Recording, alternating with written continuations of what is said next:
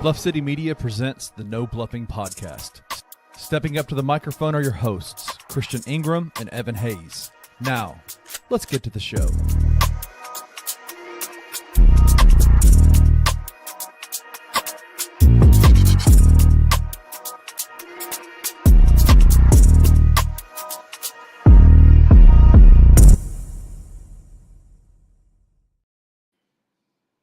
Grizz Nation, what it do? My name is Evan Hayes, and welcome to the No Bluffing Podcast, where we keep it all the way real, all the way raw, and all the way uncut.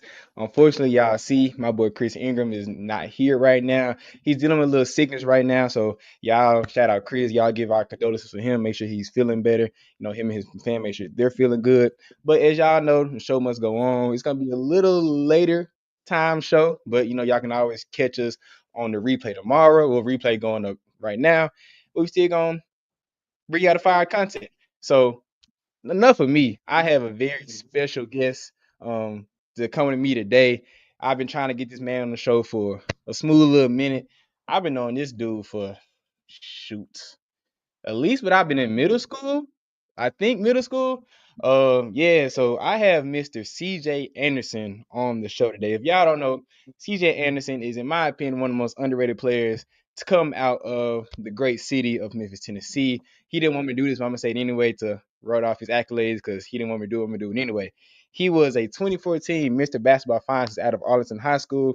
He played 4 years of Division I basketball at UMass. He was, in his senior year, he was one of 3 players to average 10 points, 5 rebounds, and 5 assists. He has played professional. He still currently plays professional ball. He had a 2018 training camp stint with the Atlanta Hawks, 2 years in the G League, 5 years overseas playing in Hungary, Austria, and Germany. And he's about to play in the TBT tournament for Team 901. Everybody, welcome to the show. My dog, CJ Anderson. Y'all shout out my boy CJ. I wish I had the class, but I don't know how to do that. So y'all love my boy CJ. CJ, appreciate hopping on the show, bro. How are you doing? Man, I appreciate you for having me, bro. I'm well, man. I'm blessed. Let me make sure I say that right. I'm blessed, man. How you doing? Man, I'm good, bro. It's been a hectic day. But no, we blessed, we living, got breath in our bodies, we can't complain. Y'all don't know, I actually see CJ almost every day. Facts. We both work out. So this is like this a long lost friend type situation. I see CJ on a weekly basis. If I don't see him, I see him we also go to the same church. So Mm-hmm. this is practically family right here. Yes, Like I know sir. CJ, know his father, his beautiful mother, his whole family. Like this is family right here. Like as close as CJ, it was actually one time CJ drove me to the emergency room because I messed up my finger. He Mm-hmm. was in the emergency room. This is Yep. my dog right here. Trains P with y'all in the city of Memphis, tapping with my boy. So this is family right here. So we chop the shit all the time about basketball. So and his family do too. If you know anybody thinking about the Anderson family, they all know basketball. So it's a great basketball mind right here. So y'all show him some love, even though Chris ain't here. We still gonna bring us some fire content. So you ready to get into it, CJ? Yes, sir. Let's get busy. I got to give y'all some little CJ Anderson joins the show. If y'all want to follow him, follow my boy. It's CJ Anderson _23. But y'all, let's get into the news, man. Let's get into the news. The first topic today is the injury of Zach Edey. Reports came out by Shams, I think 2 days ago, this Zach Edey will be having surgery to kind of reconstruct his ankles. He was dealing with ankle injuries all throughout the season, also in the summer league last year. So Grizzly fans, of course, is all up in arms about another injury bug that has bit the Grizzlies. So before I give my take on what I feel the Grizzlies should do, speak on how you feel about Edey when you heard the news about the injury, just your overall feelings on the situation, my guy. I mean, of course, it's like it is, man. How we always say, if it ain't one thing, it's another. Hey, for real. And it's big. It's definitely a big injury. And, hopefully before this injury came along, I was looking forward to seeing him this upcoming season playing more minutes. Because, he Mm-hmm. does contribute really well. I mean, he was averaging, I think, about 9 rebounds, or is it a little Yeah, bit under 9 rebounds with yeah. 80 some change. 20, 22 minutes or somewhere around that area. I Yeah. mean, like, dude, that's major for a guy that's not really on the court a lot Yeah. of the time. You know what I mean? So, this is big, obviously. I hate that we don't really have another 5 man. Mm-hmm. Obviously it sucked for me that, we lost Steven Adams. I love Mm-hmm. having like that veteran and also a guy that's just built like a rock, a house. brick house. Yeah, You know what you I can't move. mean? Like, You can't move. goodness gracious, like, and I felt like he would have been the perfect person to sort of have Zach Edey under his wing, but Hmm. nevertheless, I'm really, praying that he gets back, obviously healthy first and foremost, and then is able to get back on the court and, produce for the Grizz. Most definitely. So you spoke on like not having that backup big. So we had J Huff on the roster last year, and he was serviceable in his time. So if you were Zach Kline or you were the head GM of the Grizzlies, is there anybody in the free agent market, or at least on the trade block, that you would try to come in to supplement Edey being gone? Because reports say he's gonna be missed beginning of the season, and I have a few doctors friends. They maybe like a 4 to 5 month recovery, so we may be looking maybe like December, November type. So is anyone that you on your short list that you would maybe the Grizz want to bring in? Oh man, 'Cause I got my name.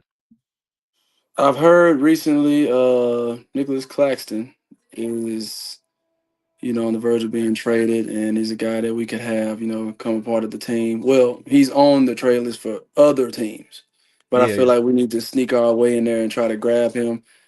Hmm. I love Jay Huff. Jay Huff is tough. He's a great outside shooter. I would more so want him at the 4, Yeah, not so much at the 5. I mean, maybe like, if we're trying to somewhat do small ball, then yeah, maybe have him at the 5 so he can space the floor for Ja and all. But yeah. yeah, I think we just need another, like a real lob threat, Hmm. another lob threat, and a guy that, protects the rim.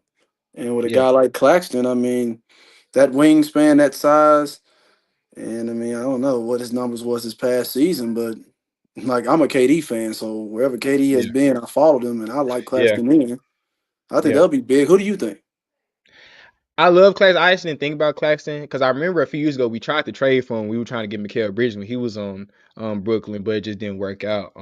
I was thinking Isaiah Stewart because I feel like the Grizzlies have really been missing that toughness, like after Steven Adams has after he Great. started the team. And I feel like even though he be getting 2 flagrant fouls a game, outside of that, I feel like he is service on the floor. Just his rebound, his toughness, his energy he brings. I would love Nick Claxton, but Detroit, the reason I brought this up because Detroit is saying they are in talk with Santi Aldama. Santi Aldama is someone they want in the offseason. He's going into a contract year for us. I feel like that would be a great 1-for-1 trade. We need some toughness. We need some identity, bringing that grit and grind energy back. And I feel like Isaiah Stewart fits that mode, and he's not on a big contract either. Santi Aldama isn't making that much either, so we can make the money work. I feel like that's a much needed like asset, giving Ja another screener. We were also terrible on the offensive boards last year, and that's another thing that Isaiah Stewart does very well. So that's my pick. I don't hate Claxton at all either. Because we need a lob threat. Because outside of Ja, we don't have a lot of athletic guys on this team, and I don't want my 6'2" point guard being the most athletic guy on my team. Like you need guys that can play above the rim. You And actually just said it best right there too. yeah, I mean, that's another sermon for another Sunday. But our team is not made up of grit and grind players. exactly. Now, people can take it how they want. Everybody can try to, hide or beat around the bush, man. I'm just calling it how it is. If we're Yeah. so called the grit and grind, that is what makes us who we are, then we need Hmm. to have a team that fits that. We lost Dylan Brooks. We didn't replace him. We did not. That's the truth. We didn't replace him. I mean, we had Marcus Smart for a little stunt, but he's also about 6'2".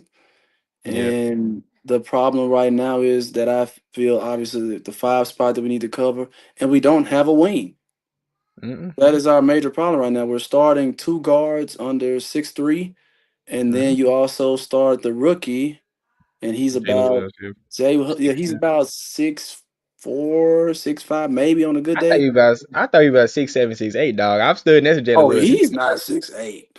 So cause I've got just for reference, CJ 6'6". Like CJ's a true six Oh six yeah, yeah. 6'5" dude. So CJ has played against. He knows what. So you know better than I do. So I mean, but it's also too, it's also the eye test. You know what I'm saying? Like when you're yeah, watching the game, I like his game. Make sure I say that first and foremost. I love his game. I love that he yeah, can shoot the outside shot.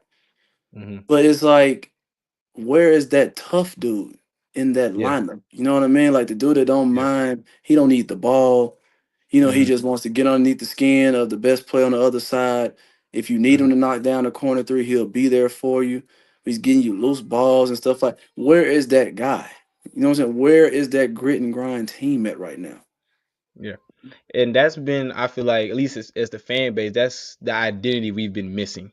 Like, of course, we grew up. She's just a little older than me, but we both grew up in the grit and grind age, and just Absolutely. the identity that resonated with the city. Like, yeah, John Moran is great. Yeah, Desmond Bain is great. James Jackson Jr. is great. But I don't feel like this team resonates with the city with the energy they bring, like Mike, Zebo, Mark, and TA did. And I feel like bringing guys like Isaiah Stewart or like I know people talking about years ago us bringing in Draymond Green, like those type of guys that are vets that have played winning basketball, that have been around winning type players. Like you've been around great teams, like those veteran guys. Like you can't teach that. You can't teach experience. Mm, You can't teach veteran leadership. You can't teach. That's why I don't know where you stand on this, but that's why I was so upset about the Marcus Smart trade because even though he wasn't playing as much as having that voice in the locker room, just having that guy on the bench that can talk, that can, hey Ja, I've seen this before. Don't trip. Hey Dez, like those type of things they were missing. So mhm. now, since with Edey going down, I feel like this is another opportunity to bring someone like that in, being that we have a few roster spots that we can kind of play with. Because I like J Huff, like you said, like, but he's not a bruiser. Like he's not a true Correct. five. Like Correct. he's a footer, but he doesn't play like a footer. You get what I'm Correct. saying? He's an in between guy. Exactly. He plays inside out in between. So I would love whoever we bring in.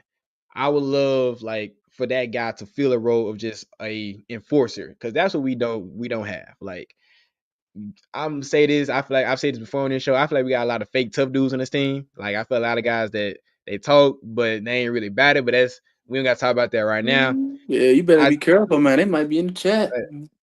Nah, it's cool, bro. Hey, Mhm. hey, I've had Shot by Now on the show, and that's one of the family. So Shot, all I know, I ain't gonna say exactly what happened. But all I know, we have reached the locker room before, but they know it's all love for the Grizzlies. But I'm calling how I see it. We Correct. need an enforcer, bro. We need an enforcer, bro. And I would love Isaiah Stewart, but if we don't, whoever we bring in, I think we need a guy that can bring that energy because there's no way, and this is my last thing. We can keep moving. Like, Mhm. there's no way that your best player, the 6'2", gets taken out the air, and nobody comes to his defense and gets a hard foul. Like, it's too many times where John Morant got taken out the air, and no one of his team really like rode for him for real. Like how you expect to protect your superstar. Isaiah Stewart's the guy that's trying to scare with LeBron. Like he ain't scared of nothing. You feel me? That is It's a just fact. I want someone like that on our team that yeah, they're not gonna be a stat sheet stuffer, but Hmm. the intangibles they bring to the court is unequivocal. Unequivocal. I can't say that word. You know what I'm trying to say. Yeah. Like it's beside the stat sheet. So that's what I'm and I hope Edey gets better. Like I know this is surgery he's needed because he needs to get those ankles right. He's a big guy, like Right. you know how it is with big men and all that. But being that a next man up mentality, we gotta have somebody that's gonna bring that energy and bring that he's not here. We got to, bro. Yeah, we need it, man. We need to see some really big, I don't want to say changes, but we need to see this stuff come together like early, Mm, very early. That's why I said it's another sermon for another Sunday, man. But yeah. a lot of our, like right now, our best player, and he is our best player, he is our superstar, but a lot of his game is decided between above the rim. Hmm. And for a guy at that size, that's not that tall and, doesn't have that much weight on him, that can be a lot, man, throughout your career. Yeah. Like a lot of people, that's why I said it's another sermon for another Sunday. But everybody was talking to me. I talk to guys all the time. Me and my brothers, we get into it about it. And he's like, Yeah. man, bro, like Luke Dort, that was a dirty play. I'm like, not really. The dude, he just did not notice. He turned Yeah. around and was already slipping. And you see a Try to make a turn the 6'2" ball. guard Yeah. trying to fly above the rim. Yeah. That's not normal. You know what I'm saying? Like That's not no. usually that's the footer, the Yeah. 6'9" guy. You know what I'm saying? It's a wingman that's catching that ball trying to get above it. So like that's why you're right. We need an enforcer, a guy that's going to ride for him. That's why I say, like, no, you said it. Nobody rose to the occasion. Nobody stood up for him. But then again, it's like I mean, I've been hearing a lot of stuff about that locker room, man. I ain't gonna say too much, but yeah, I've been hearing. Yeah. Just don't That's say that. like you said, it's another serve for another day. Yeah, I'm gonna leave that alone. CJ tapped in with some guys in the league. He's very well connected in the city, tapping some guys. So CJ knows some things. I know some things, but this is not for airways right now. So Mhm. maybe when we get some clearance before we start talking, I'll talk Yeah, we some. gotta wait till we sham and all. You know, Yeah, because we can't. Yeah, they'll flag us. The Grizzlies may flag our show, and we'll be nowhere. So we can't do that. But yeah, bro. Shout out Zach Edey, man. Get well facts, soon. Please get those ankles right, because we need you, bro. Like, I feel please. like you are pivotal. I know CJ feels the same way. We need Yes, to get sir. it healthy, bro. Because no point having a 7'5" guy that can affect the game like he can. He's not on the court. Mhm. So that's Mhm. all I got. Anything else I got on this topic, No, my guy? sir. No, sir. Get healthy, bro. We want to see you on the court. I want to win. I love Real. my city. Man, for real. You said that. Big off season, bro. And it's got a little more complicated with Zach Edey going down. So now we're gonna get into the main topics, man. We get rid of the news. Now we're gonna get into the first topic of the day. OKC. If y'all have been living on the rock, OKC, the NBA Finals going on. They tied the NBA Finals 1-1 on yesterday's game. It was pretty much a I wouldn't say blowout, but it wasn't as competitive as you wanted to see in the NBA Finals Correct. game. But yes, Indiana got the job done. They got one game in a row. So I haven't got your prediction yet. So first, being that it's already started, maybe cheating, but first, give me your prediction on overall since you've seen the series, and what is your thoughts on the first two games you've seen so far? Well, first off, prediction wise, before it started, I said that OKC Thunder will win 4-1. That's why I have winning. And it is possible, I believe it is possible that the Pacers could possibly get two. So it could push it to a 6 game series. But honestly, I just think it's up to the Thunder. Like it's to me watching the games, yeah, like the Thunder just gave them the game, the first one. I'm just gonna call it how it is. They were up 20, and we were just talking about this in the gym. Matter of fact, like people, just so you know, I was just in the gym. Evan was in the gym with me as well. Yes, we were. I guess we're always around each other, but we didn't talk about it. Yeah. So after the gym, we got Yeah. done playing ball. Talking to my brothers and all about it. I was just like, man, Tyrese Halliburton isn't really too aggressive. He looks like a no-show for most of the game. And then out of nowhere, he has like a 10-12 spurt, or like how in game one, he hit the game winner. Mm-hmm. Rightfully so. Of course, that's a clutch shot. It got you the first win on the road. Absolutely. Everybody should be, parading about it. But same time,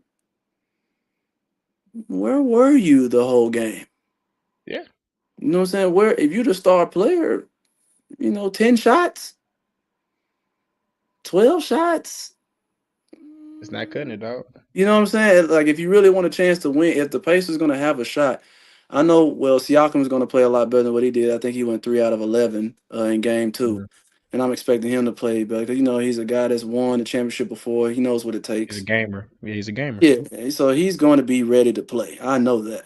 But we Yeah. need the star player to make it a challenge. It's just that Yeah. simple. Or OKC will take this all the way. So you honestly think, yes, it's up to OKC to like playing. If you think OKC plays their best basketball, they should win this series handily. But It on the should other be hand, easy. yes, it should be easy. And I'm gonna rebuttal that for a second. But you also think it's up to Halliburton's actually being aggressive and actually going down fighting. Like they live and die by Halliburton shooting the ball, and you just not seeing that right now. Is that kind of what you're saying? Yeah, because like I said, I don't think there's really a matchup for Siakam. He just Yeah. has sort of, I don't want to say unorthodox. Well, yeah, he has an unorthodox kind of a game to Yeah. where it's, he's tall, long arms. He can shoot the three, so you got to respect it. But he has a nice mid range. He finishes at the rim like real slinky. So he's a tough matchup for anybody. If Halliburton shows up, this can be a series. It can really be a series. But I just believe, honestly, man, like, that's another thing I talked about with my brothers yesterday. The Oklahoma City Thunder's team does not get enough credit. Oh yeah. Collectively, Rightfully they're so. We supreme. talk about Yeah. SGA, give him his credit. Yeah, for Jalen sure. Williams also a third team All NBA. Yes, we're going to give you your credit. But basketball is a team sport, and they have the best team. Like the players that's coming off the bench, Alex Caruso just had a 20-point game. I forgot the other guy's name. Oh my Aaron goodness. Wiggins. You got Aaron Wiggins. That Aaron dude. Wiggins, he just had Yeah. like, man, we getting 40 to 50 bench points. Like, man, this team is loaded. Facts. Like this team is very loaded, so to be honest, it seemed like it. That's why I said it's really on Oklahoma City because SGA, all you gotta do is go out there and play your game. Yeah. Jalen Williams, all you gotta do is play your game. Everybody else is doing their part. Like it's not like they're just on their shoulders. Like these guys are doing their part. So as long as the stars show up, the role players are showing up, it should be easy for them. I feel that, but I have one question for you. Someone that's played high level basketball and someone that has been a best player on a team before. I bet there's been situations where a team said, "Hey, we gotta stop CJ tonight." Clearly, that's OKC's like agenda. Like we not letting Tyrese get off. I see. Yes, do I feel like he should be more aggressive? But I also see that OKC is scheming their way where he not shooting the ball. They played the same way with Ant last series. Like it was a lot of games where Ant had less than 15 shots, had like 12 shots. Like I see it more as OKC is just playing great freaking defense, where they're sending 2, 3 guys at him coming off every Skinner. They're not playing drop coverage on him because they're hedging really hard. Like they're making the other guys beat him. So you see it as he's not getting enough shots up. And I think that's partially true. But I feel like a big part of that is the fact that OKC is their scheme and their defensive scheme is so crazy. So what you think about that? Well, you know what? I'll agree with you on that. The defense of the Thunder is ridiculous. Like, goodness gracious, man. Like Yeah, they're bro. all over the place. They scramble. Mhm. Like it's not just on ball defense, it's great off balls, great help. Like, and then everybody's crashing on the boards. Everybody's swiping down if there's an offensive rebound given to the Pacers. But what I mean by that is it's not only just the factor of him getting field goal attempts up. It's more so about the aggression. Mhm. Regardless of if they're trapping you, they're hedging you, or they're stunning at you off these screens, you have to turn the ball screen aggressively.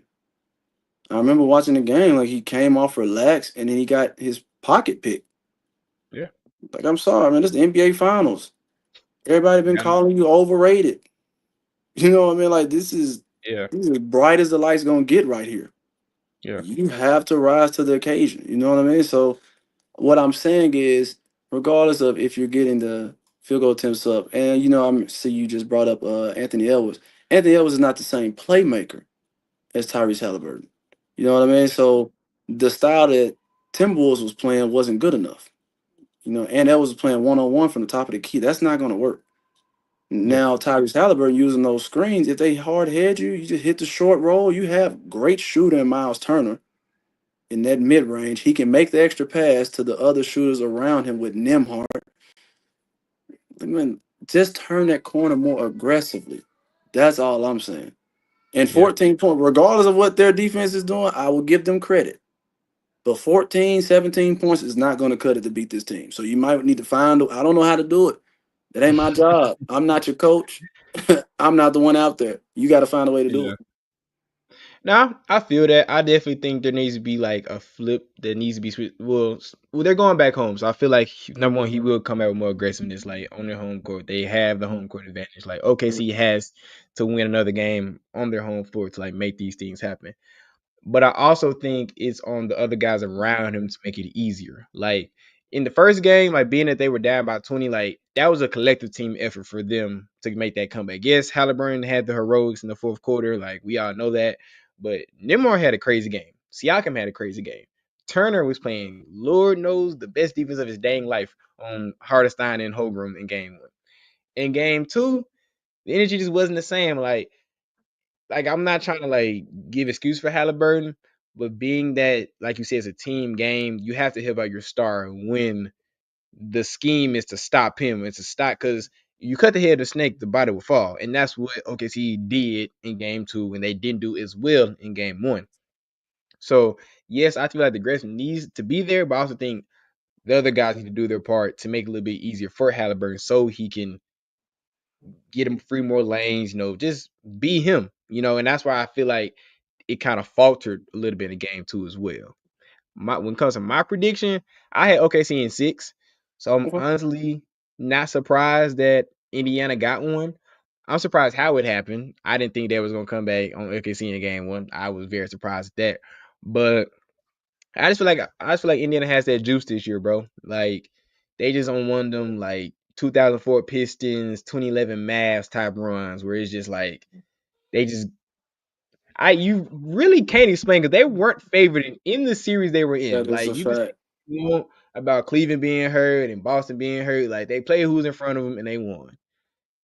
Halliburton for the most of the season playing out his mind. Nimhart is looking like one of the most underrated guards in the league. Like it just seems like they Correct. have that juice to make a run. So I'm honestly like thinking it's gonna be way more competitive than you think, especially going back at home and being that OKC has to win games on Indiana's home floor. And Indiana has been one of the most hardest places to play all year. So I'm honestly expecting game 3 for Indiana to take it. And it's gonna be a dogfight game 4. I mean, like I said, man, one thing about it, I don't have a dog in the race. It is not I the don't. Grizzlies and it is not KD. So I would love to see them win this game to make it a tough series, to put that pressure on Oklahoma City, to win that game 4. But man, like I said, bro, like it's hard to beat a team that literally has an entire team, man. Like it's hard to beat that. Yeah. Everybody always talks about, man, when you got the stars and when the SGA shows up, he gets 30. Yeah, great. Jalen Williams gets his. Yeah, Chet gets his. But when you got those other guys collectively showing up, it just makes the job for the stars a lot easier. So to your point about the Pacers, how you said, if the other guys contribute a little bit more, it'll make his job a little bit easier coming off those screens. Now they can't really just hard hedge him and get the ball Exactly. quick out of his hands. You know what I mean? Yes, that's true. Yeah. But when you that guy, hey man, I'm sorry, but that's just my mindset on it, man. When you supposed to be that guy, you have to figure out a way to get it done. The greats have figured it out. That's why their names are written across history. They figure it out. You know what I mean? So it's up to you to be a part of that group. Do you feel like Halliburton has that in him? To be what?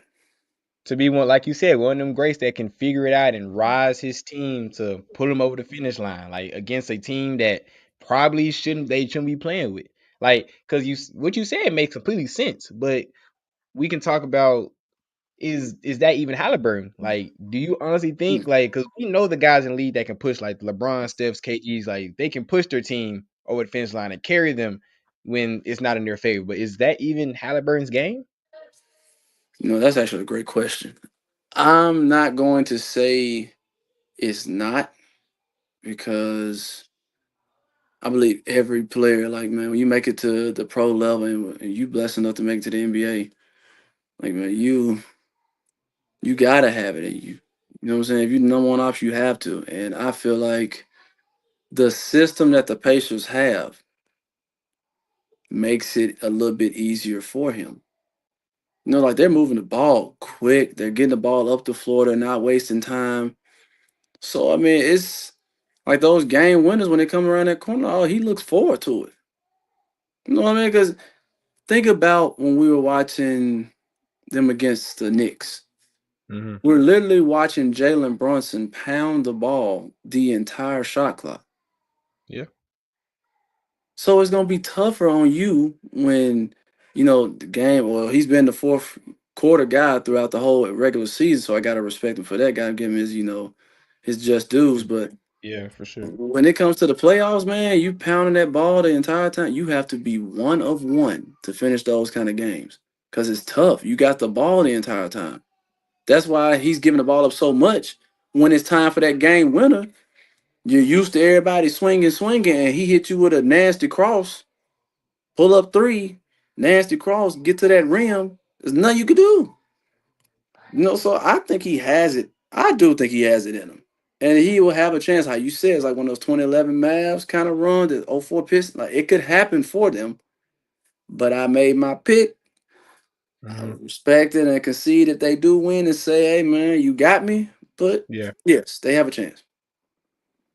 I'm gonna I asked that question because I know exactly what my answer was. I don't think he has it. Like, call me a hater all day. Like, I like again, call me a biased like Grizzly fan or like I think Halliburton has proved me wrong a lot this playoffs. Like, he has proved me. I didn't pick the Pacers in none of the series. Like, I'm stepping my like I was wrong. I am putting right hand on the Bible. Like, I was wrong.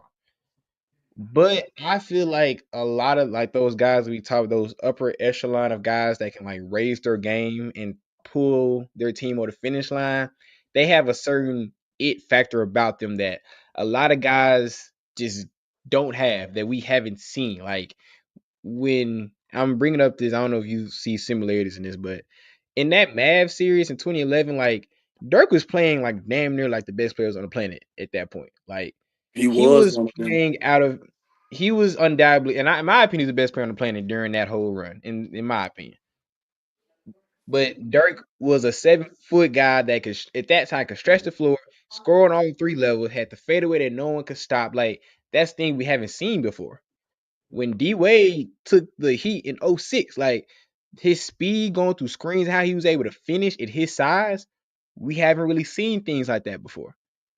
Like the only run that I say is different is the Pistons run because, like you said, they just had a great team around Correct. Chauncey and Ben Wallace.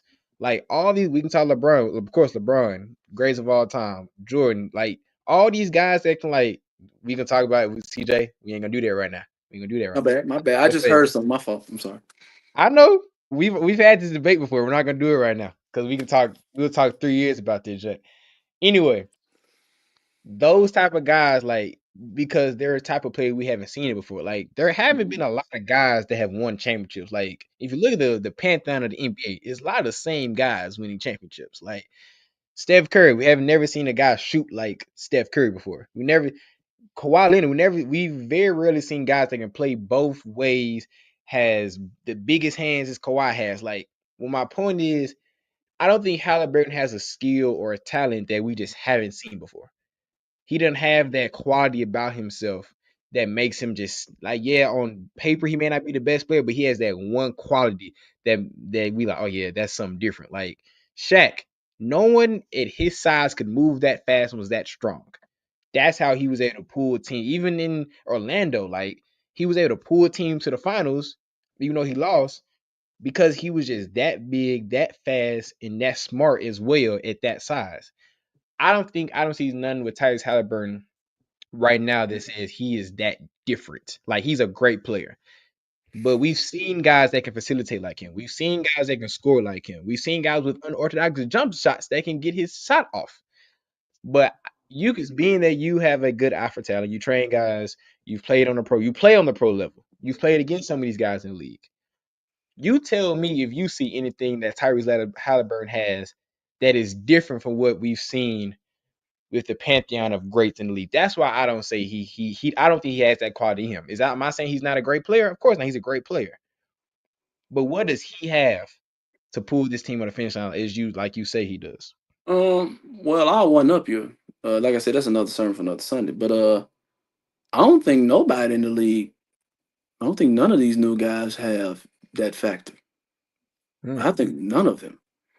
Wow. I'm just gonna Speak be on honest about it. I don't. I mean, because like you said, you can see it as a fan, as a person that plays the game. Yes, but as a fan of the game of basketball. That's how I grew up. Before I even started picking up a basketball, I looked at that screen and I was a fan of looking at the game. None of them have it, if you ask me. But the it. reason I said when it comes to Tyrese Halliburton is that he has the opportunity to because of their style of play. Mm, That is why I say that. It's not so much about him, mm, it's the style of play that they have for their team, and it works. It's just like for the Thunder. If all those role players, the guys that come off the bench, they don't show up, the Thunder is not the same team. It's just the right. honest truth. They're not the same team. So that's why it works for SGA. He go out there, he get his 30, get to that mid-range pull-up, create that space. None for you. You can't do nothing about it. The only like that's what makes this game a lot easier because the people you have around the system that y'all created. It's nobody out there that makes me just say, "Oh, I ain't gonna lie." Him and his game alone Mm-hmm. can take them over the hump. No, no, none of them. Hmm.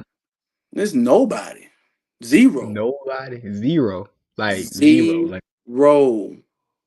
Zero. You already named all the guys. You named them. Kawhi, Steph, KD, Braun, Giannis, and I say Jokic. mm-hmm. Other than them, sorry. It ain't one guy I look at and be like, oh yeah, I ain't like he could. No. So Mm-mm. not Tatum, Nope. not Morant, Nope. not SBA. Nope. Who else of guys you didn't name? Shoot, dang, I'm trying to think of the best players that you haven't named. That's really the top. Like no Kyrie, no Luca, No and Edwards, no no none of Luca, them. no Ant Elwes, CJ. Come on. Luca, I feel like Luca is possibly he's the only one. I'm talking about the slimmest. Like when I say Hmm. slimmest, and I still give him a no because of his style. You don't play no defense. Your game is pretty much determined off ball dominant, and rightfully so. You are great at it. Make Yeah, sure I it's say great. that. Now I'm not going to Great at disrespect it. you. Like Yeah. I feel like he's going to be one of the all time greats for sure. Yeah. He's going to be one of those. But a guy that could just pull along everybody, like it has to be the perfect team around him because he does not play defense. He Mm. has to have the ball the entire time. You know what I mean? So unless he just diming every single time I'll pick and roll, getting to his step backs and all that, his and ones, and then he go on the defensive end, ain't got to worry about nothing because he got everybody behind him helping him. Other than that, like I said, he's the only one that's like on the bubble. Everybody else that you know, no. That's crazy. Now that's a Mm. conversation. We can't talk about Sixers today, but that's actually a conversation. If y'all listening, y'all can comment, bro. Comment who y'all, because I respectfully disagree. I think the only guys that I think Luca, I feel like the fact that he can score at that clip and has been this good this early, we haven't seen that It's a lot amazing. with guys. It's amazing. Like all NBA, the first 6 out of 7 years he's been in the league. That's Amazing. crazy. That's crazy to me. So that's why I put Luca in that category. And Edwards, I'm not gonna say he's like Jordan, but we haven't seen a guy that's athletic. I'm not saying like he's on the prep of Jordan because I think Jordan is like in his own like category. Where he just got closer to himself. I'm not saying he is Jordan, but I'm saying we haven't seen a guy that's that size that can score, that can leap like that, and he's physically stronger than a lot of guys on the court. That's Yeah. why I say he has. That's why I say like that skill has his athleticism is damn near unmatched with a lot of guys in the league with his strength and his frame as well. That's why I say it was in that category. I say Morant. Call me biased all day because I don't feel like we've had a guy that Morant's collaboration of size, playmaking ability, which is very underrated, and his athleticism. We've seen athletic guards before, but I don't feel like John Wall or Russell Westbrook had like the innate passing ability like John Moran does. John Wall could pass, Russell Westbrook could pass, but I don't feel like they had the innate passing ability like Morant does. Stop me. I'm just giving you the guys that I feel like has that like different qualities. Stop me. God, maybe I'm showing my age Hey, right now. hey, Maybe I'm hey, showing my age. no bluffing podcast. I appreciate y'all for having me, man. I want to make sure I say that to all the people that tune in, man. This is beautiful that y'all have this, and I'm going to look at the comments afterwards and everything. I'm going to do my due diligence and make sure I do my part. Mm-mm-mm. And I am a Grizzlies fan before I say this because I know Mm-hmm. how we live in this generation, man. As soon as you say something about somebody, it's hating and you don't like them and all that. Just let you know now, I am a Grizzlies fan. I Yes, he love every is. player we have on the team. John Morant does not have that factor. He's not generational to you. He's not a generational He type is of not generational. that We is put generational on too many people. That that's is the crazy. problem that we have right now. The reason I say that is this is my issue. Now, Mm-hmm. Ant Edwards, I would give him credit. After last season, he came back into this season a better 3-point shooter. Yeah, he got better for sure. No doubt. What What's going on with the rest of these guys? John Morant, you didn't come back with a mid range. You didn't come back with a consistent three ball. You came back with the same game. Floaters, get above the rim, right to left cross. Where was the in between? Where was Yeah. the get underneath the arm, get that foul? Where's all the new work? Where's like when you go in the off season and you come back to the next season as a young player? We ain't talking about the KD Steps and Braun who mastered the game already. We ain't talking about those. Mm-hmm. We're talking about guys that are young that haven't even reached their prime yet. You got all this time in the off season. What are you working on to improve your game? That is why I say it's not generational. Because did he make any big jump from last season to this season? Did he go up 2 more points? Did he go up 2 more assists? Did he go up 2 more rebounds? Did we get 2 more wins? Did we get 2 points? I'm asking because I'm No, we trying to didn't. figure out what is it? Like, what is it about? Nah. And Edwards, rightfully so. You came back one of the better 3-point shooters in the league. Yep. People have to step out there on you. Now you got to get the in between. You got to get the mid range. You got to be able to work the ball screen a little bit better when the playoffs come around. Everybody just traps you. They make you get a ball up. What are you going to do? You got to become a better playmaker. Yep. You know what I'm saying? Like, that is what I'm generational. If D Rose don't get hurt, that's generational. That's generational. Westbrook was Mhm. averaging a triple double for what, 5 seasons? Yes, he was. I never say he wasn't generational. I never say he wasn't. I was just saying I feel like Ja Morant's a better natural passer than Westbrook was. And his prime natural passer, like how he sees the floor. Because Westbrook made a lot of great decisions because his team, he was drawing so many guys. He had so much energy. He was kicking out the shooters. Like that's because their team was laid out to make Westbrook succeed, especially after KD left. D Rose, he had generous athleticism. I agree with you, like on that. But yes, Is the Grizzlies not made to build around John Morant? not successfully they haven't. That's a whole different conversation. I don't think we've been successfully built around John. We've talked about that a lot on this show about how we don't have the right pieces around him for him to be the best player he can be. Has John Morant had his own faults in that? Of course he has. I agree with you wholeheartedly that he has not progressed his game the way he should have. We actually had my brother, Ed, he put a question here today that had like a great debate over should John Morant change his off-season training group? Should he stop training with his family? My brother put that comment in here, and that had a lot of people talking. Cause to that same point, my brother was like, Ed was like, yeah, his game hasn't changed. I agree. Even though I'm gonna let y'all go back to that episode if y'all want to say my take on it. I understand what y'all are saying. You feel me? But trying to circle it back, the reason why I think Ja is because we have, in my opinion, we haven't seen a guy with his natural passing ability and his athleticism. Yes, D Rose probably more athletic. D Rose can get a little bit higher than Ja. I agree with that. He's like I say aggressive. Ja gets higher. I say You Ja think gets Ja gets a little higher? yeah. Okay, each their own. I think Ja Morant's athleticism with his natural passing. I don't feel like Halliburton has that. Honestly, I'm not gonna say HJ is generational, but he has an innate ability of putting that ball in the basket and drawing fouls the proper way. That is a skill. As much as people hate it, that is Yes, a it's a skill. skill. Yes, it That is. is a skill.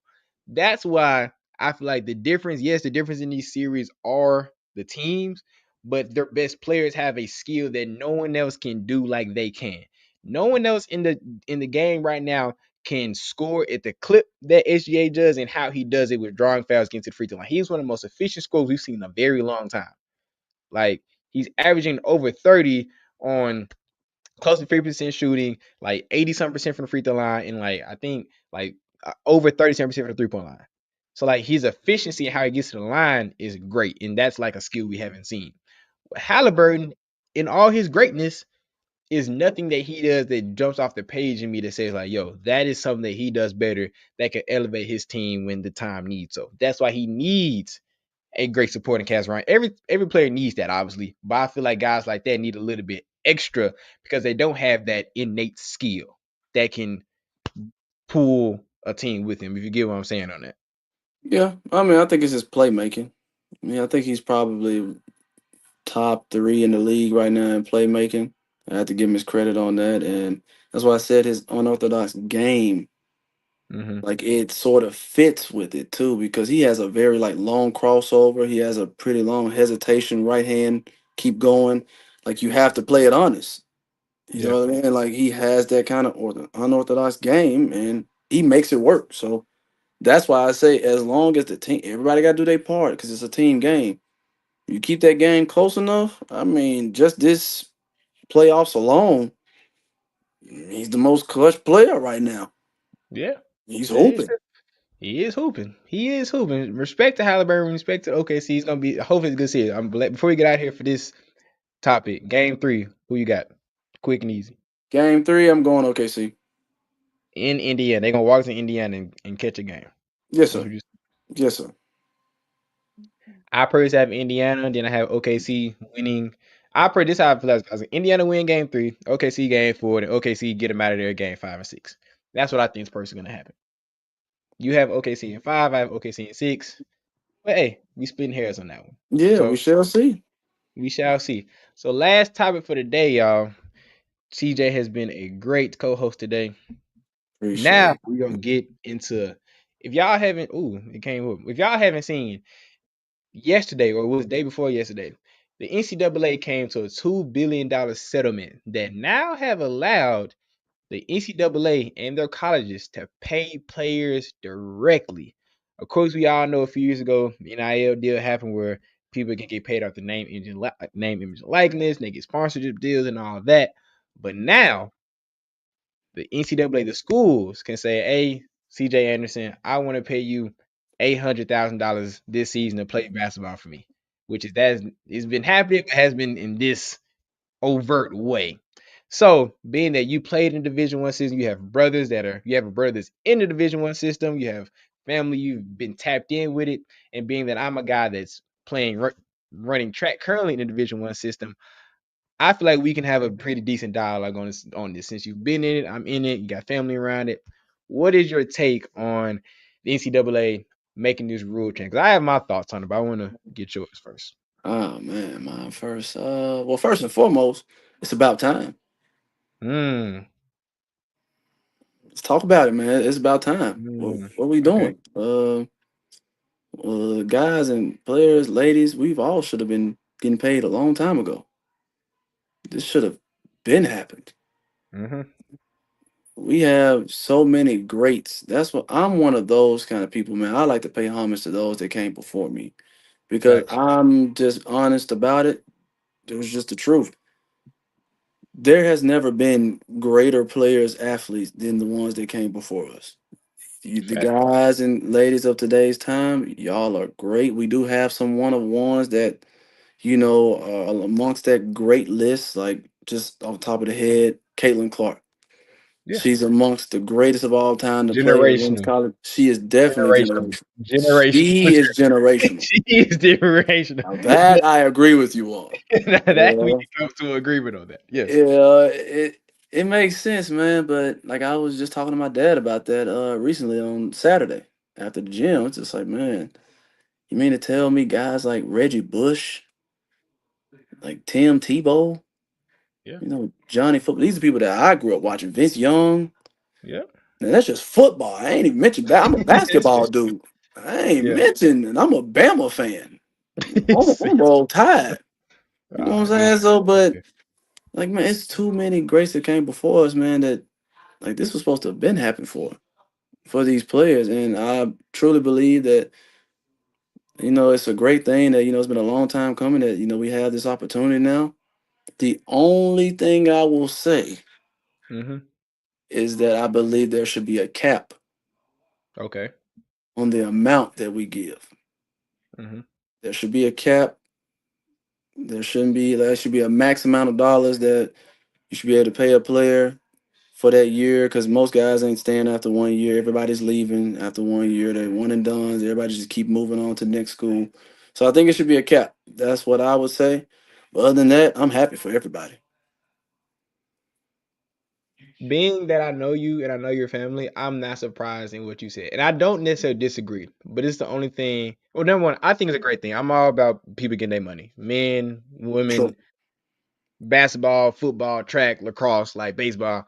The NCAA is one of the most lucrative things in the United States, and they are for years at this point, decades, damn near centuries at this point. They have been benefiting off the back of the hard working of these young men and women. Like I bet UMass got a little bit of money off of CJ. Like that happened. They sold some tickets. I know CJ was on some he was on some posters somewhere. He was on some ticket sales. Somebody got some money for the basketball that CJ played at UMass University. But I know that happened. I watched the games. I saw what was going on. I run track for Alabama A&M. I bring results. At my last school, I brought medals results. Somebody getting paid. I may not be getting paid directly, but somebody getting paid for that. So I'm not against people getting their money. But the only thing that I don't like is that the word amateur is gone now. Correct. That's the only thing I don't like. The NCAA is supposed to be for amateur athletes. Like the Correct. NIL was cool. Like I was cool. Like yeah, people getting their money. Like if Shedeur Sanders can get an NIL deal, that's great. He should do that.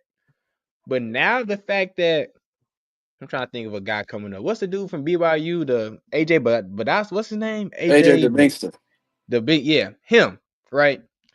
The fact that now he's basically a professional athlete, that's what I don't like. Like I was cool with the NIL, but now this is gonna I feel like this is gonna make the NIL thing like it's just gonna all the problems in NIL is just gonna make it a little bit worse because now you're gonna see guys like I'm gonna say a name, but not saying to hate on this guy, but a guy like PJ Haggerty, where we just saw he didn't come back to University of Memphis trying to find a bigger bag. It wasn't a basketball decision. It was not. That is correct. I know everybody in the city of Memphis that's a Memphis Tigers fan knows that wasn't a basketball decision. Correct. This not be hating on PJ, but just call it how it is. To try to find a bigger bag at Kansas State, and now he's getting paid less money on a worser team in a worser, well, not a better comp, but in a comp where he's gonna get played a lot better, will get played against better competition. You know what I'm saying? So now we're gonna see guys come to the NCAA, basketball, football, lacrosse, whatever, and they just gonna milk the NCAA system as much as they can, as they should. It's getting to the point where it takes the amateur out of it and it's being more for the money instead of just the love of the game or just the integrity of the game. Yeah. And that's what I kind of have some reservation with. And call me hypocrite as a person that's currently in college. Like I get it. Like money rules the world, like and all that. But I don't think that people should or just athletes should be just they could go to leave, but hey, I'm gonna just stay in college for a few more years because they paying me. If I know I'm gonna be a second round draft pick, so I may get paid a two-way deal, get paid $200,000 a year when I could just stay in college. But I'm good enough to leave. I'm just beat up on college kids, like because I'm 24 and I get paid $1 million. Like I just don't like that. Like it's something about that rubs me the wrong way, because it just something about the amateurism of the NCAA is gone now. And that's the only thing I have some reservations with. You get what I'm saying?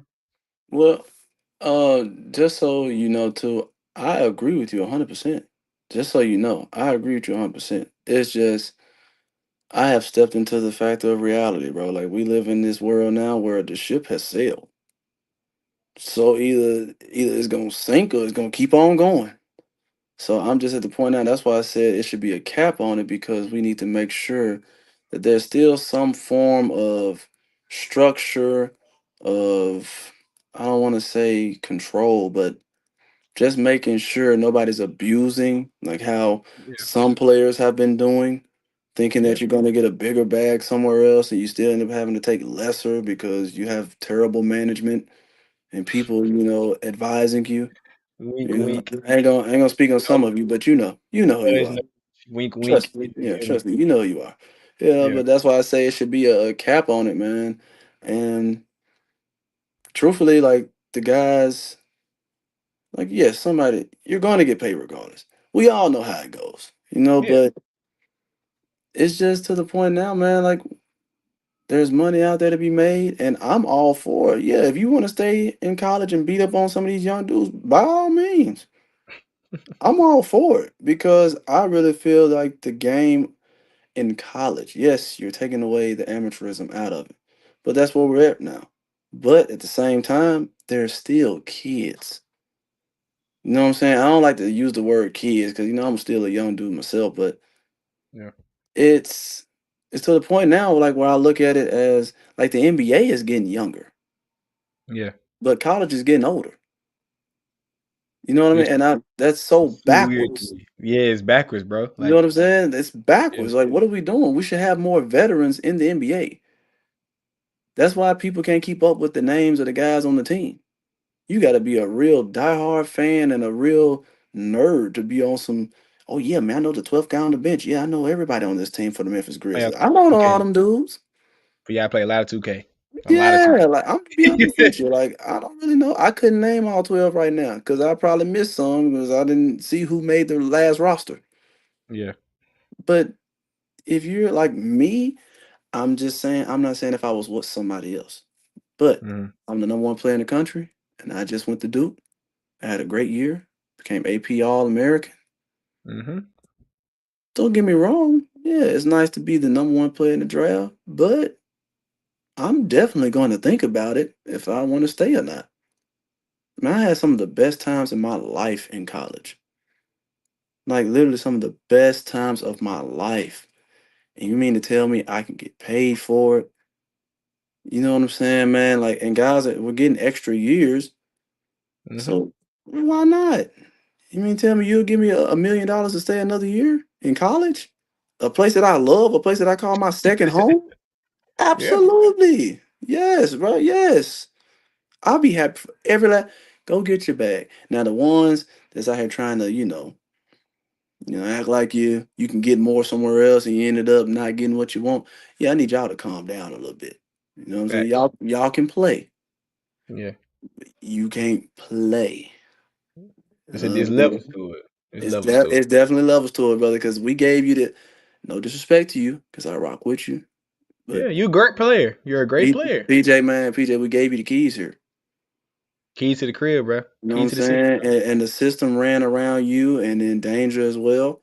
And just be honest with you, bro. Like you were put in a great spot for success. Your talent and your skill showcased it to enhance the role that you were given or just the role that you earned. Yeah.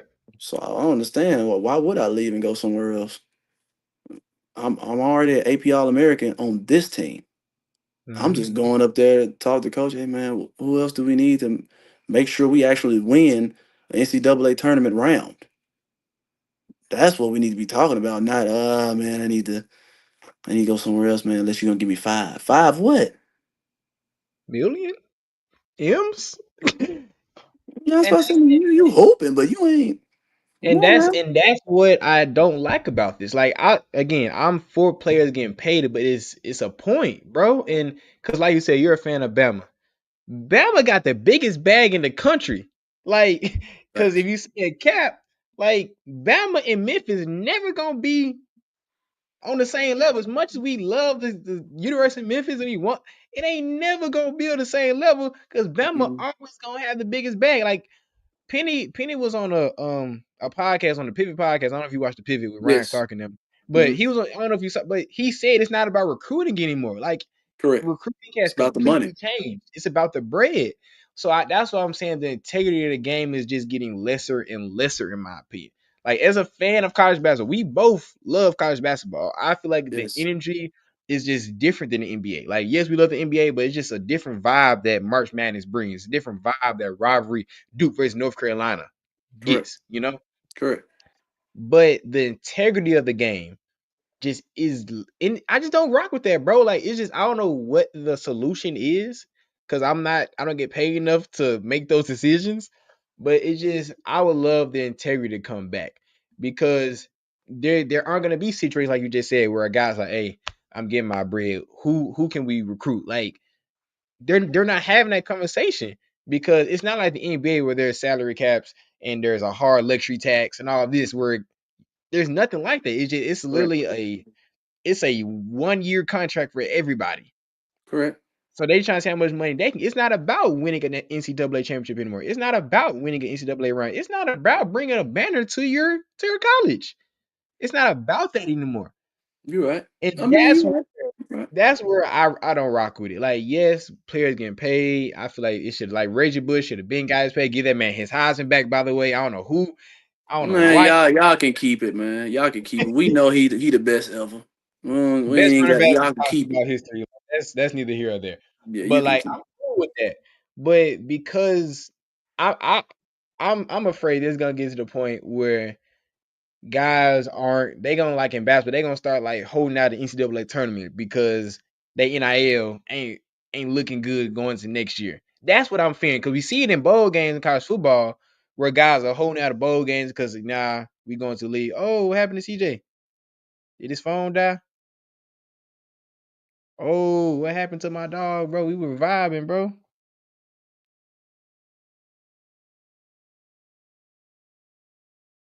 Dang, what happened? My dude went dark on me, bro. We 400 deep too. But yeah, y'all, if CJ tries to get back on, but yeah, that's my whole thing. Like, it's not it's not a day and age where people are going. I'm afraid they're gonna get to a day and age where people are holding out NCAA tournament games because they can't get on the NIL. That's the stuff that I'm worried about. And that's what I don't want to see. I want the integrity of the game to still be there. So I want CJ, because we over an hour, I want CJ to try to get back on to see if I can get him back. Cause we was vibing, man. What's up, King Meeks?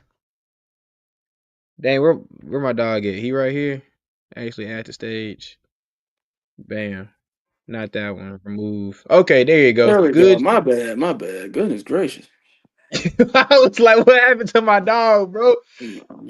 Bro just called me out of nowhere. I'm like, bro, you know I'm on a podcast, bro. Oh, one of the fam called you? Yeah, Which Aaron, Alex, which Alex. one? Alex. We He don't it's even always want nothing. He downstairs talking to my sister, man. it's always man. To have them come on the show, man. If they want to talk, come up here. Shoot, Oh shoot. man, no, you'll never get them to stop debating. That's true. Alex will talk your face. If y'all Yeah. don't know, CJ has a brother named Alex who's a great dude, but he will talk your face off until no matter if you wrong or right. No matter if Alex thinks he's wrong or right, he's still gonna talk, and you gonna have to stop talking because Man. he don't stop. Alex, Uh, I love you, dog, but you don't stop, bro. Like oh, you don't. I just tell him, bro, you got it, bro. You got it. But yeah, back to it. Like that's what I'm afraid when it comes to like NCAA. That they're just the integrity of the game where people aren't gonna just give their all and heart and soul into a program anymore. Like, and we can say this is my last pointer. Like the reason why Kendrick Davis is so loved in the city of Memphis because he took the heart of the city and put his heart and soul into the program the 1 year that he was here, and he fought to try to get another year. He wanted to get another year if he could. Hmm. You can debate who was better between PJ and KD all day, but KD will always get more love in the city. Like again, I don't. Again, I think it's they close to me. You know, it is what it is. I don't think one was just miraculously better than the other. But KD will always get more love in the city than PJ because of that reason. And that's what I'm saying. I don't feel like that's gonna be a thing of the past where guys giving their heart and soul to a program because of the monetary aspect of it. I mean, yeah, like I said, you right on it. Oh, side note, just so everybody know, I'm an Alabama football fan. Yeah, football fan, not basketball. Tigers basketball, Yes. Bama football. Just make sure everybody know that. But yeah, Yeah.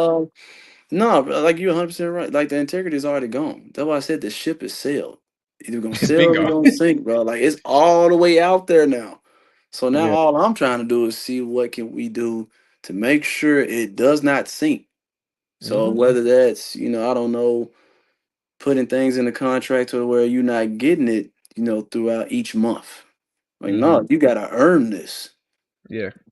I don't understand. Like, that's the part I said that's gonna make it sing. Like, you're giving out $1 million and it's guaranteed.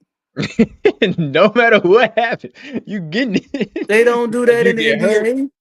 no matter if you get hurt, no matter if you get academic probation, no matter what, you was getting that bread regardless, But which they is don't do that in crazy the to me. pros. They don't No, even they do that don't. in the pros. Do y'all not understand this? Like, man, like I literally like recently just left Dominican Republic. I was playing there. Hmm. they weren't even mad at me.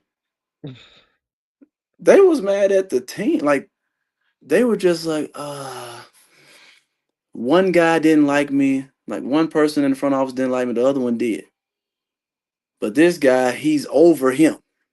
So he Mm-hmm. said, you know what, man? Nah, man, we got to get another player. I don't know what it is about CJ. Meanwhile, I went 2-0 with my time there. I didn't lose. He's like, you gotta go somewhere. Okay, that's fine. I have no problem with it. You know what I'm saying? Like I play in Europe. I'm cool. This was just a summer thing. I was just trying to. By the way, DR is beautiful, but that's neither here nor there. But it's just a simple fact of they don't even pay all that, and we in the pros. So if we're in this situation, then we're not amateurs anymore. Treat them like pros. You're not playing up to par. You didn't make an AP All American. You do not get all this money. It's But just instead, that simple. yeah, I like that. I like that. You know what I'm saying? Like I don't understand the Yeah, point of that. And last, I thought, like I said, the game it's a team game, but we're not playing golf. This isn't like how it is in your sport and track. Unless you're on a relay team, you are out there by yourself. yeah, So yeah, rightfully so. You don't do your job, or you don't get that. You don't get to get on that podium. Yes, you don't get paid. yeah, Here, what about the rest of the team? yeah. What about all the other guys that we need to play on this team? Because Colorado State came around that corner, and where was all the Uh, heroic moments? Where was the AP All American tagged in? got us up. Shout out Tyrese hurt. I know you was hurt, but PJ, they got you up out of there, dog. And now That's you gonna I don't mean yeah, no harm. I'm just talking honest. yeah. You know what I'm It saying? Like I said, happens. Like we call it I how it rock with is. his Yeah, game. I yeah, rock with his game. He gets downhill. Like yeah. he's nasty getting to that rim. I Yeah. love it. But what I'm saying is you're willing to pay that person 2 million, you didn't get the job done. You don't have to win the tournament, but we gotta win a game. Get to the second weekend. Get to the second weekend. That's all I ask for, bro. Do you know what I'm saying? Like, cause then at the end of the day, when we lose, they look at Penny. Yes, and he gets the blame. And rightfully so. I respect all because my dad the same way, and that's one thing I've always respected the most about him. Every time we lose or he's lost as a coach in any shape or form, or whether it's been AAU or high school, middle school basketball, wherever he's been at, he always takes all of the blame. Hmm. Now he gonna get all the blame regardless, but Yeah. he makes sure you don't say nothing about his team. It was on me. I could have been better. I could have made this adjustment, and I respect that. You know what I'm saying? Hmm. But it's just like at the end of the day, y'all the ones on the floor. Yeah. You gotta go get the job done. You know, I like how we talked about earlier, man. Like, I'm sorry. If you supposed to be one of them guys, you gotta get the job done, bro. Simple. Yeah. But Yeah. respect to them all. I love the fact that people are getting their money, rightfully so, because then too, some guys don't even get a chance to play in a professional That's basketball true. or football, whatever the sport is. Like you don't get to, continue your career. And this is the moment of time where you had that gap doing what you love, like man, hey man, everybody deserves that. If you're doing well enough and they want to pay you for it, man, hey, by all means, bro, I'm happy for every last one of you. No, I feel that, bro. So one last question before I get out of here. You train younger athletes. You train high school guys, middle school guys. So are the conversations gonna shift? What you tell these guys now, since you've been college level, you've been in the pro level, like are the conversations gonna shift? What you telling these guys about the college game now because it's so monetary based? Like, because it's someone that mentors the younger generation. Like, it's not the same now. So, what are you gonna be telling these kids about how the game is now, being that it's changed so drastically since when you were in it? Well, I mean, like regardless, man, like I mean, one thing my college coach told me, it stuck with me since. He's like, man, just keep the main thing the main thing. Something Yep. as simple as that, you know. So, bro, like the college coaches when they come see you and they give you, bro, your game has to be ready to be showcased. You know what I'm saying? All the stuff you do when them lights not on and the popcorn ain't popping, man. This is what's gonna show. The game is easy. Your workouts, your training, your hoop sessions, that's where it's supposed to be tough. You're supposed to be working on your game, making sure you're getting better, make sure you're improving. That's what I'm all about. I'm all about number one, keeping God first, and Facts. then putting in the work. You have to put in the work, man. So it's just that simple. When you get these opportunities, when the colleges come around, you don't have to go to them about money. Your game will get you the money. It's very easy because rightfully so, like without even comparing people, that's what it is. If I have better numbers than you and I'm the AP All-American and I see you got 800K, I'm supposed to get more than that. You don't have to play the whole, hey man, you know what? You got people in your ear saying, man, you need to go for like 4. Go for like 5. Nah. Why you need all that? They ain't give you that. You gonna get lowballed anyways. You need more than 800. If a team not talking more than 800 and you did better than him, gotta go. Sorry about that. I appreciate it. But other than that, I man, like that. nah, bro. You need to focus on the game. That's why I say it's the major issue right now. A lot Mhm. of guys are not focusing on the game. And it really will bite you in the end when it comes to, all right, you going to this spot, you got your money, you get the bag that you want, but you don't produce. We had a guy that did that at Memphis. I won't speak on him though. Keep that quiet. You know what I'm saying? But yeah, it happened. I know the fact I know you're talking about is crazy, but we're gonna keep that. That's what I We said. I ain't gonna say we no ain't gonna say words. too much, but you feel me? But that's what I'm saying, man. Like when it comes to training the youth now, bro, like especially the ones that come to the gym, and I got college guys in there as well. Yeah, You know, exactly. Yeah. so bro, like this game, bro, like I told them that in the circle today. I said, man, we gotta fall back in love with the game of basketball. I think that's what we're missing right now. Like, man, like I said, I play overseas and I watched the youth. I trained the youth over there as well. I had a U14 team when I was in Austria. I was the head Mhm. coach for that team and I was the assistant for the U16. So me and my teammate, like I was the head coach for one, he was assistant for me. And then I Mhm. was his assistant for the other team. Flipped it. Yeah. Like, man, like they want to work. Yeah. You know what I'm saying? Like here we more so want the highlight. Yeah.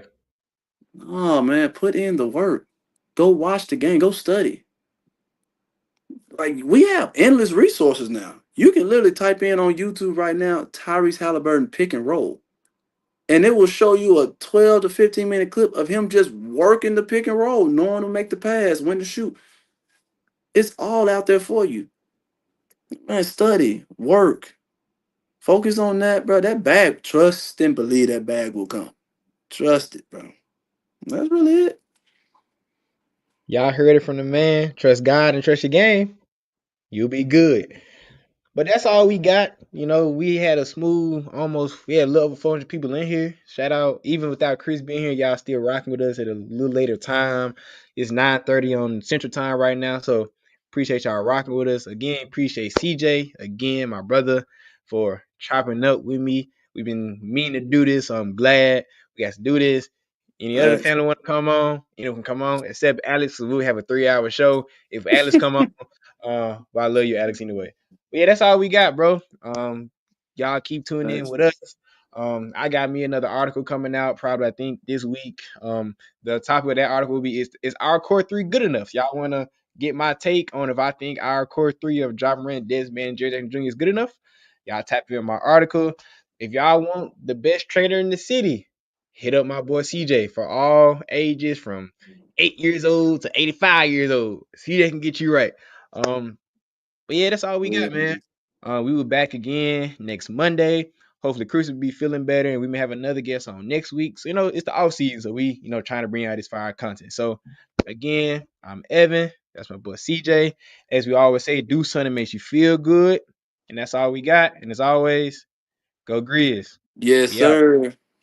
Thank you for listening to this episode of the No Bluffing Podcast. If you enjoyed this episode, like and subscribe to Bluff City Media's YouTube page. For comprehensive coverage of all things Memphis sports, head over to www.bluffcitymedia.co and find out how you can become an insider. We will see you back here next week.